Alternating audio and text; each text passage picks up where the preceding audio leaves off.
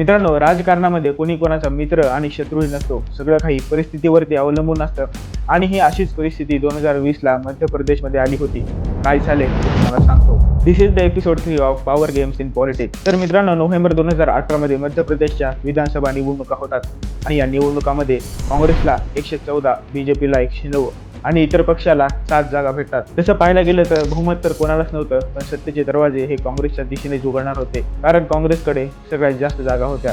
काँग्रेस आणि इतर पक्ष मिळून सरकार स्थापन करतात आणि कमलनाथ मुख्यमंत्री बनतात. या सरकारमध्ये कमलनाथ आणि दिग्विजय सिंग हे ज्येष्ठ आणि जुन्या विचाराचे नेते होते.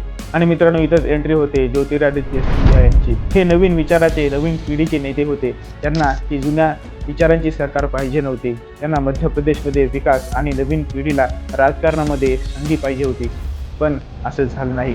नाराज असलेले ज्योतिरादित्य सिंधिया हे दिल्ली गाठतात आणि तिथे जाऊन नरेंद्र मोदी आणि अमित शहा यांची भेट घेतात. त्यांना 22 आमदारांचा पाठिंबा असतो. लगेच दुसऱ्याच दिवशी ते जे.पी. नड्डा यांच्या उपस्थितीत बीजेपी जॉईन करतात. इकडे काँग्रेसमध्ये खळबळ माजते. काँग्रेस आणि बीजेपी मिळून सुप्रीम कोर्टामध्ये फ्लोर टेस्टची मागणी करतात. 20 मार्च 2020ला फ्लोर टेस्ट करण्याचे आदेश सुप्रीम कोर्ट देतं. फ्लोर टेस्ट झाल्याच्या नंतर कमलनाथच्या सरकारकडे बहुमत नसतं आणि नाईलाजाने कमलनाथ यांना रिझाईन द्यावं लागतं. दुसऱ्याच दिवशी ज्योतिरादित्य सिंधियाचे 22 MLA बीजेपी जॉईन करतात आणि बीजेपीकडे बहुमताचा आकडा येतो. बीजेपीचे नेते शिवराज सिंग चौहान चौथ्यांदा मुख्यमंत्रीपदाची शपथ घेतात.